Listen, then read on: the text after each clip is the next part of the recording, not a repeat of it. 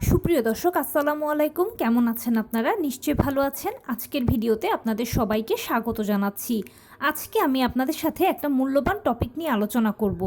যারা এখন নবম মাসের গর্ভবতী আছেন এবং যাদের নর্মাল ডেলিভারির ইচ্ছে আছে কিন্তু ভয় পাচ্ছেন, সাহস পাচ্ছেন না, বিভিন্ন ধরনের সংশয় হচ্ছে মনে, তাদের জন্য আজকের ভিডিওটা। ইনশাল্লাহ এই ভিডিওটা দেখলে আপনার মনের সব ভয়, টেনশন দূর হয়ে যাবে এবং আপনি নিজেই অনেক ভালো সাহস করতে পারবেন, নিজেকে উৎসাহিত করতে পারবেন নর্মাল ডেলিভারির প্রতি। তাহলে চলুন এবার মূল ভিডিওতে যাওয়া যাক। বাই দ্য ওয়ে, মূল ভিডিওতে যাওয়ার আগে একটা কথা বলি, আমি আমার চ্যানেলে pregnancy related, specially normal delivery related অনেক ইম্পর্ট্যান্ট তথ্য ভিডিও আকারে শেয়ার করে থাকি। এই তথ্যগুলো আমার পার্সোনাল এক্সপেরিয়েন্স ও আমার ডক্টরের সাজেশন থেকে নেওয়া। তাই আমার চ্যানেলটিকে যদি একবার আপনারা ভিজিট করেন তাহলে আপনারা আপনাদের প্রশ্নাতীত মনের অনেক প্রশ্নের উত্তর পেয়ে যেতে পারেন। আমন্ত্রণ জানাবো আমার চ্যানেলটিকে একবার ভিজিট করে দেখার জন্য। এবারে চলুন মূল আলোচনায় যাওয়া যাক। আমি শুরুতেই বলেছি আজকে আলোচনা করব নর্মাল ডেলিভারির প্রতি যাদের ইচ্ছে আছে, নবম মাসের গর্ভাবস্থায় যারা আছেন, তারা ভয় যদি পেয়ে থাকেন তাহলে আজকের ভিডিওটা একবার দেখুন, সব ভয় সংশয়গুলো দূর হয়ে যাবে ইনশাল্লাহ। দেখুন, আমরা সবাই জানি যে নর্মাল ডেলিভারিটা সিজারের তুলনায় ভালো, কারণ সিজার হচ্ছে একটা ছোটোখাটো অপারেশানের আগে পরে বিভিন্ন ধরনের ঝুঁকি থাকে, বিভিন্ন ধরনের সাইড ইফেক্টস থাকে। এছাড়া সিজারিয়ান পেশেন্টকে সারা জীবনভর কিছু না কিছু রোগশোক বহন করতে হয়, বিভিন্ন ধরনের নিষেধাজ্ঞা মানতে হয়। নর্মাল ডেলিভারি বা নর্মাল ডেলিভারি পেশেন্ট এর সব কিছু থেকে সেফ ও সিকিওরড।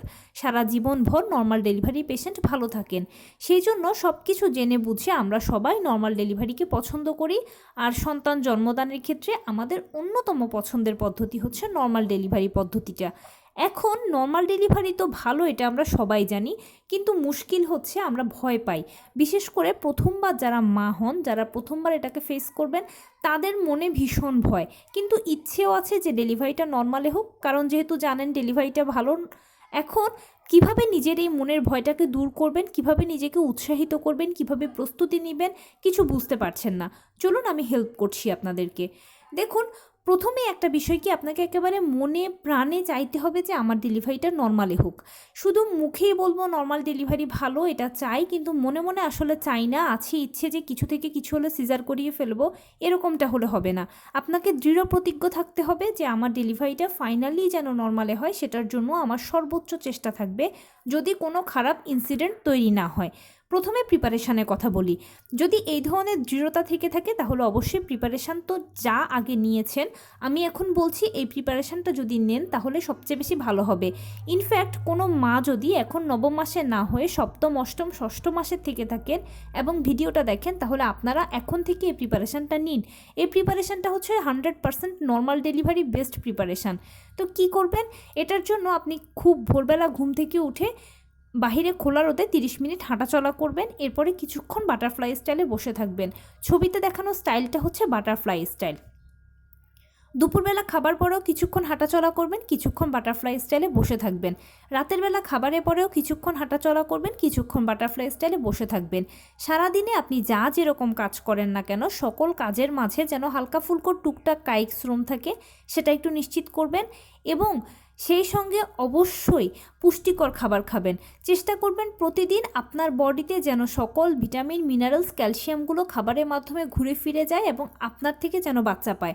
এই জন্য প্রতিদিনই মাছ, মাংস, দুধ, ডিম, হলুদ ফলমূল, সবুজ শাকসবজি, লাল জাতীয় খাবার, ওমেগা 3 ফ্যাটি অ্যাসিড সমৃদ্ধ খাবার, কলা, খেজুর, বাদাম, প্রতিদিন কুসুম গরম 1 গ্লাস দুধ ও 2টো করে ডিম নিয়মিত খাবেন। এগুলো খাওয়ার কথা ভুললে একদম চলবেন না। এভাবেই খাদ্য তালিকাটা আপনি সবসময় প্রস্তুত করবেন নিজের জন্য। তার পাশাপাশি ডাক্তারের দেওয়া আয়রন, ভিটামিন, ক্যালসিয়াম ওষুধগুলো সেবন করবেন, প্লাস 12 থেকে 14 গ্লাস পানি নিয়মিত সেবন করবেন। এরকম করে যদি আপনি খেতে পারেন, চলতে পারেন, তাহলে ইনশাল্লাহ দেখবেন আপনার ফুল প্রিপারেশানটা নর্মাল ডেলিভারির জন্য হবে। কারণ নর্মাল ডেলিভারিটা একটা প্রাকৃতিক পদ্ধতি, আর এটাকে আমাদের প্রাকৃতিকভাবে হ্যান্ডেল করতে হবে। প্রাকৃতিক হ্যান্ডেলিং মানে বিশেষ কিছু নয়, নিয়মিত ব্যায়াম করা আর শরীরটাকে খাবারের মাধ্যমে শক্তি প্রদান করে শক্তপোক্ত রাখা।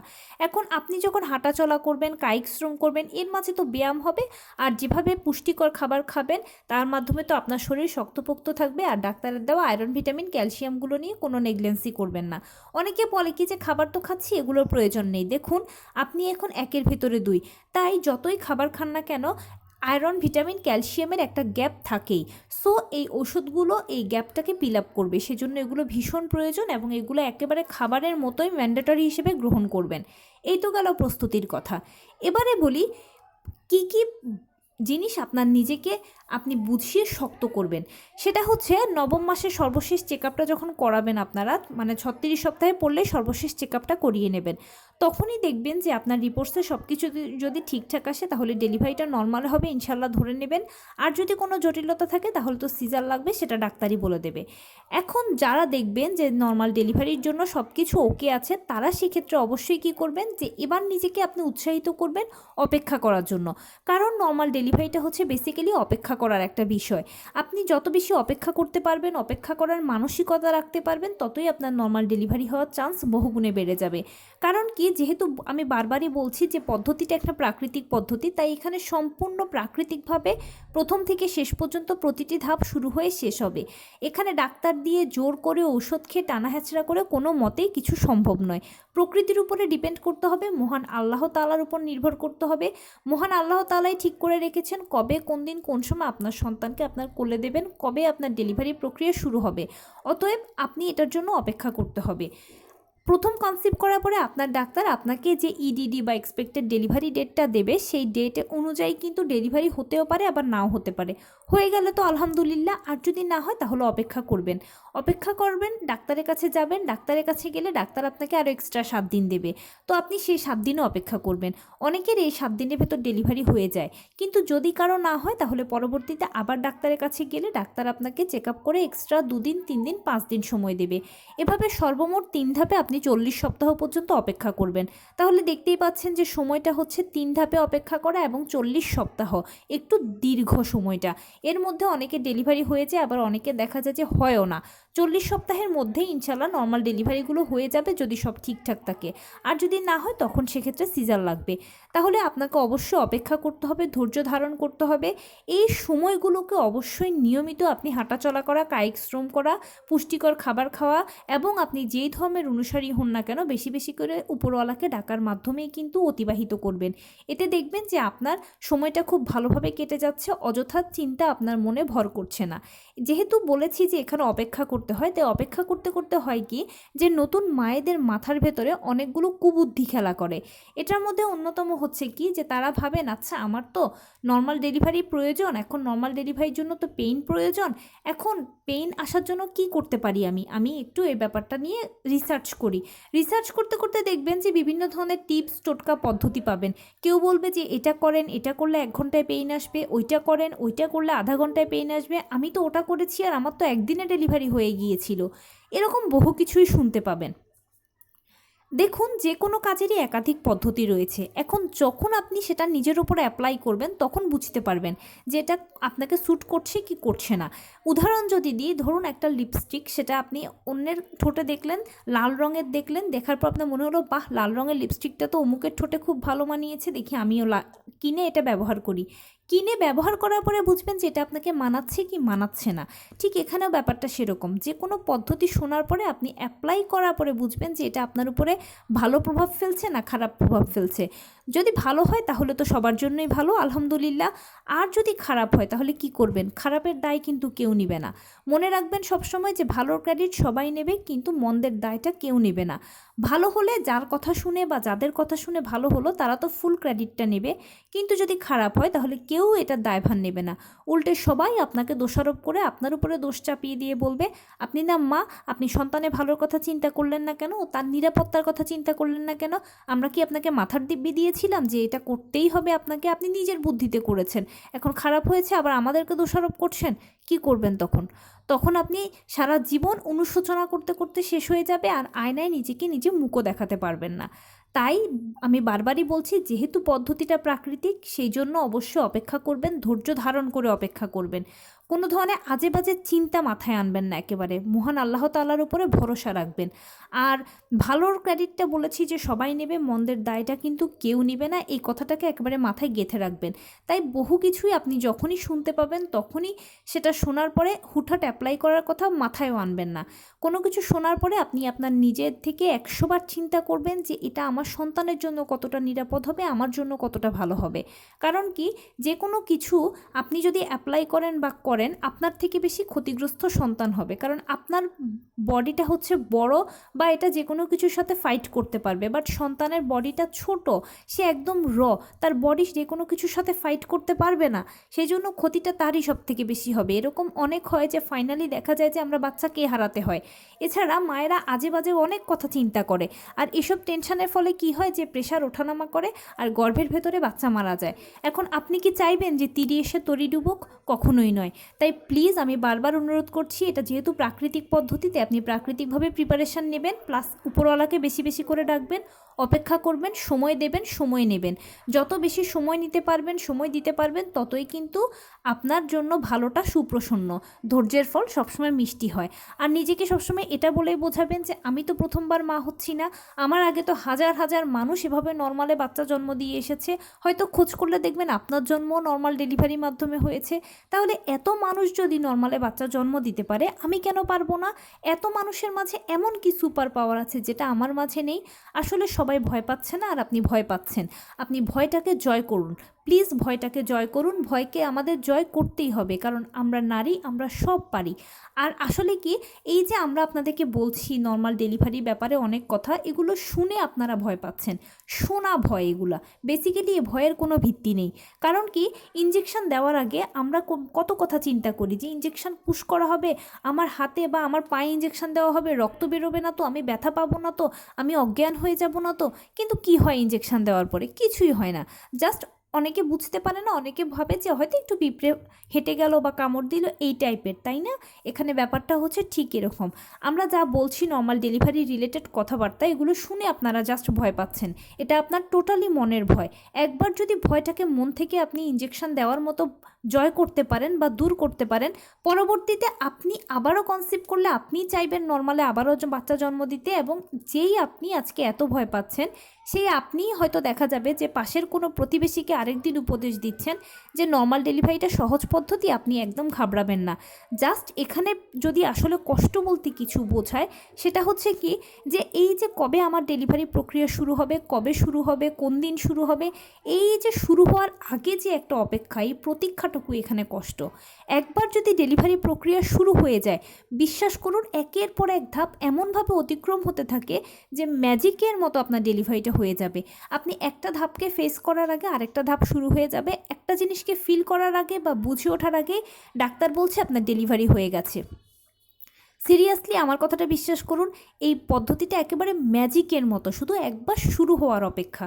শুরু হয়ে গেলে শেষ হতে একেবারে সময়ই লাগবে না।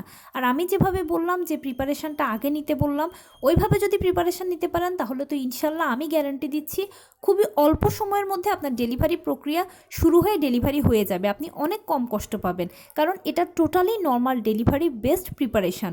ডাক্তাররা এভাবেই সবসময় প্রিপারেশান নিতে তাদের পেশেন্টদেরকে উপদেশ দিয়ে থাকে। এবারে বলি, অনেকে আমাকে বলেন যে পেইনকে ভয় পাই, সাইড কাটাকে ভয় পাই। প্রথমে পেইনের কথায় আসি। দেখুন, আপনার যখন পেটে ব্যথা করে বা মাথা ব্যথা করে, তখন কিন্তু র্যান্ডম হয়। 10 মিনিট হলেও সেটা টানা 10 মিনিট ব্যথা করে, আধা ঘন্টা হলেও টানা আধা ঘন্টা ব্যথা করে। কিন্তু এখানে এই ব্যথাটা বিশ্বাস করুন একেবারে মিষ্টি মিষ্টি একটা অনুভূতি। এটা ব্যথা নয়, এটা হচ্ছে অনুভূতি। মা আর সন্তানের মাঝে দূরত্ব মাত্র।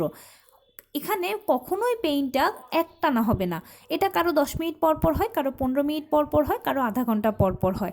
যদি আমি সময়ের হিসেবে বলি, ধরুন 7টার সময় আপনার পেইনটা শুরু হলো, জাস্ট কয়েক সেকেন্ড থাকলো, এরপরে আবার চলে গেল, আবার হয়তো 10 মিনিট পরে আপনার পেইন আসলো, আবার কয়েক সেকেন্ড থাকলো, আবার চলে গেল। এভাবে করেই পেইনটা হতে থাকবে। এটা আপনাকে কখনোই কষ্ট দেবে না, এটা একটা মিষ্টি মিষ্টি অনুভূতি। আর পেইন একবার যখন শুরু হবে এবং পরবর্তীতে আসার যে মাঝখানে গ্যাপটা, এই দুইয়ের মাঝে একটা লম্বা গ্যাপ থাকে। এতে আপনি ওঠা বসা হাঁটা খাওয়া চলা সব করতে পারবেন। সিরিয়াসলি আপনি যখন একবার ফেস করবেন, তখন আমার কথাগুলো পুঙ্খানুপুঙ্খ মিল পাবেন। আমি একটা কথাও বানোয়াট বলছি না। এবারে আসি সাইড কাটার ব্যাপারে। সাইড কাটাকে কেন ভয় পাচ্ছেন? কে বলেছে সবার সাইড কাটতে হয়? আপনার পেলভিস যদি সময় মতো প্রসারিত হতে পারে তাহলে কোনো সাইড কাটা লাগবে না, বিনা কাটাতেই আপনার বাচ্চা বেরিয়ে আসবে। আর যদি পেলভিসটা আপনার সংকুচিত থাকে বা সময় মতো ভালোভাবে প্রসারিত না হতে পারে তাহলে কি হবে, তখন একটু সাইডটা ছেটে দেওয়া হবে, এতে আপনার ও বাচ্চার ভালোর জন্য। কারণ কি, ধরুন যদি ওই চিকন পটটা দিয়ে বা চাপানো পটটা দিয়ে আমরা যদি বাচ্চাকে টেনে বের করি তাহলে বাচ্চার ঘাড়ের দুপাশে যে রগ আছে সেই রগটা ছিঁড়ে যাওয়ার একটা সম্ভাবনা থাকে, অথবা বাচ্চাও চাপ দিচ্ছে বেরোনোর জন্য, আপনিও চাপ দিচ্ছেন তাকে বের করানোর জন্য, উভয়ের মিলিত চাপে ও এত প্রেসারে বেরোবে যে আপনার যৌনাঙ্গটা এবড়োথেবড়োভাবে ছিঁড়ে যেতে পারে এবং পরবর্তীতে আপনি অনেক কষ্ট পাবেন। তাই আপনাকে একটু স্বস্তি দেওয়ার জন্য এবং বাচ্চাটাকে সেফলি বের করার জন্য জাস্ট সাইডটা একটু ছেটে দেওয়া হয়। তবে যাদের পেলভিসটা একটু চিকন থাকে, চাপানো থাকে, কিন্তু আপনি যদি চান যে আপনার আসলে সাইডটা না কাটা লাগুক তাহলে অবশ্যই বাটারফ্লাই স্টাইলে বসে থাকবেন, ছবিতে দেখানো স্টাইলটা বাটারফ্লাই স্টাইল, এবং নিয়মিত লো কমেটটা ব্যবহার করবেন। ব্যাস এই দুটো কাজ যদি করেন তাহলে দেখবেন আপনার পেলভিসটা সময় মতো প্রসারিত হবে আর আপনার সাইড কাটা লাগবে না। অতএব এগুলো নিয়ে একদম আপনারা কোনো ভয় পাবেন না, কোনো টেনশন করবেন না।